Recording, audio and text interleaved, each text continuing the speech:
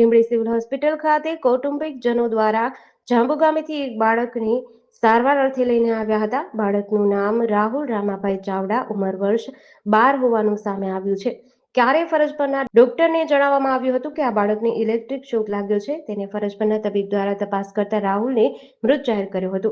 પરિવારજનોમાં શોકનું મોજું ફરી વળ્યું હતું. આ બાબતે પરિવારજનો પાસેથી મળતી માહિતી મુજબ ગામમાં આવેલ ટ્રાન્સફોર્મર એટલે કે ટીસીમાં શોર્ટ સર્કિટ હોવાના કારણે આ બાળક ત્યાંથી પસાર થતું હતું ત્યારે એકાએક કરંટ લાગી જતા ઢળી પડ્યું હતું. બાળકનું કરુણ મોત નીપજ્યું હતું. આ બાબતે એવું પણ જાણવા મળ્યું હતું કે થોડા વર્ષો પહેલા આ જગ્યાએ 2 પશુઓના શોટ લાગવાથી મોત થયા છે. તેમ છતાં આજ દિન સુધી પીજીવીસીએલ તંત્ર દ્વારા આ સમસ્યાનું નિવારણ લાવી શકવામાં આવ્યું નથી. એક માસૂમ બાળકનું આ જગ્યાએ ઇલેક્ટ્રિક શોટ લાગતા કમકમાટી ભર્યું કરુણ મોત થયું છે. આ બાબતે લીંબડી સિવિલ હોસ્પિટલ ખાતે એમએલસી નોંધાઈ હતી.